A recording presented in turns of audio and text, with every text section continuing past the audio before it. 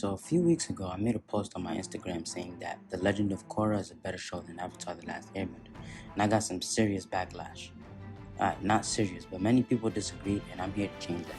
By the end of this video, if you don't agree, you're simply ignorant and you must be checked. Now I'm just playing. Let's go. I'm going to be stating the reasons why Korra is better, and look, before we go, I'll be referring to The Legend of Korra as Korra, and I'll be referring to Avatar The Last Airbender as Avatar. The plot in Avatar was for Aang to master all the elements and then defeat the big bad Fire Lord in the end. Of course, there were side conflicts, but the general major plot was the defeat of the Fire Lord and the adventure to master the four elements. For Korra, there was no general plot. In the first book, it was just for Korra to master airbending, but that was a small part of the conflict. So the thing is, Avatar had a set plot in which Korra really didn't. This is where things get interesting. The villains in Korra were way better than the villains in Avatar. We had a total of 4 main villains in Korra who were each unique in their own way, each having a specific goal in mind, and you came to see things in their perspective. All of the villains in Korra were cold, except for Unalaq. I hate Unalaq. Me and my homies hate Unalaq. Seriously, but the villains in Korra all served a specific purpose. Korra has to come see things in each of their views, and which then caused her to grow tremendously in each book. Her character development was beautiful to watch in each book, but we'll get to that later. As for the villains, I won't delve too deep because I'll make a separate video about them, but book 1 villain, Amon, he wanted to bring equality to the world because he felt that the benders were too full of themselves and oppressed non-benders. He showed Korra true fear. He showed her that she must be humble. Oh man, Amon was cold, man. If you know, you know. Book 2 villain, Unalaq. He showed Korra that the world is a bigger place than you may see. And you know what, honestly, I really hate Unalaq, so I'm not going to talk about him any further. Fuck Unalaq. Book 3 villain, the Red Lotus, my personal favorite.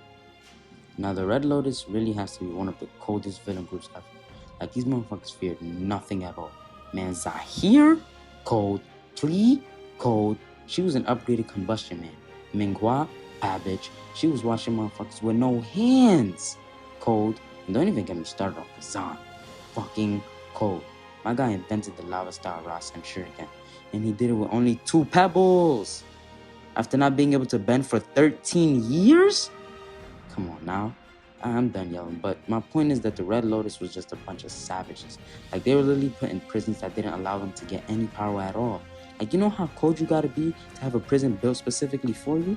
Like, come on, man. I'm done, but their goal was to bring about freedom in the world. They wanted to create chaos and therefore leave everyone to natural law. Book 4 villain, Kuvira. Oh man. Kuvira. Bad bitch. Kuvira was doing everybody dirty. And every time Kuvira was on the scene, you knew she was about to do some cold shit. Like, every time it was a fight scene, you ain't see Kuvira talk. She got straight to it. She never wasted any time. Kuvira wanted to unite the Earth Kingdom. Man, she was so cold, they gave her the name Great Uniter. Like, you can't tell me that name doesn't sound cold. Great Uniter. But nonetheless, Kuvira was a monster. She almost accomplished her goal too, but plot. My main point is the villains in Korra had substance. Ozai had no substance. He was just evil just because. All of the villains in Korra made you feel for them and you saw things from their perspective. Now listen to me.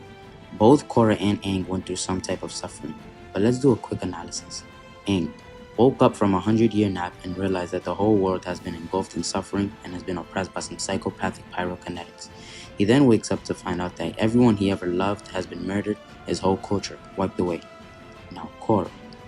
In book 1, she goes to Republic City to start her airbending training. As soon as she gets there, some psychopath is currently starting a revolution and is taking away people's bending and trying to destroy all benders. Pretty dangerous guy. In addition to that, she's kidnapped and put somewhere far away by someone she should trust. Book 2.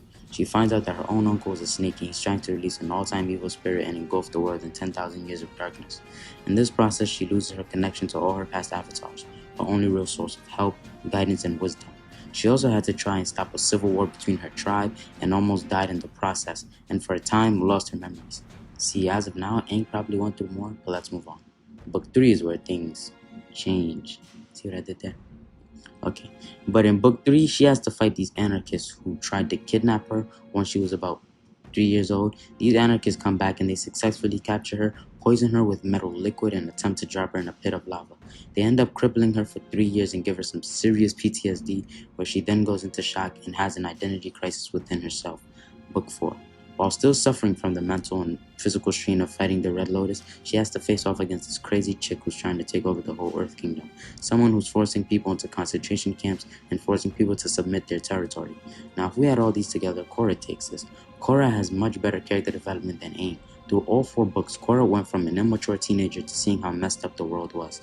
She had to grow up mentally because she had to fight not only physically, but each of these villains made her rethink her morals, and each time she was dragged into a battle of ideology. Now, I'm not saying Aang didn't develop, because he most certainly did, but compared to the villains and ideologies Korra had to face, Aang's was a walk in the park. Now, in terms of who suffered more, that can be debated heavily, because Aang lost his old culture and had to find out that his people went through a genocide. And even after that, he realized that he had only a few months to master all the elements, or it would mean the end. And Korra, on the other hand, had to face ruthless villains who held back at nothing to get what they wanted. Honestly, in my opinion, I have to say Korra went through more, but then again, it's very debatable. In Avatar, principles were set, but they were vaguely explored. Principles such as the original benders, the previous avatars, the principles of the avatar, the spirit world, etc. All of these were set and even more established in Korra. In Korra, we got to see the story of the first avatar and how the avatar and the avatar state really works. We got to see how the spirit world works, and it was expanded on how we got to see more of it too. For example, the spirit portals. Another thing is subbending. Metal bending got much more explored, also blood bending as we've seen with Yakon and his sons, and we got to see lava bending, and we even got to see the sub-elements for airbending, which we never got to see in Avatar. Another topic that was more explored is the original benders. Now, this topic is very misunderstood among people.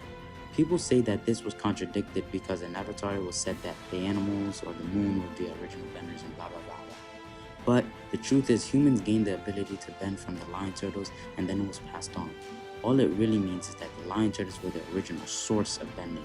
So to sum this up, what I'm saying is that Korra built up and established things that Avatar only introduced and didn't go too deep into. Now, comment and tell me which one you think is better.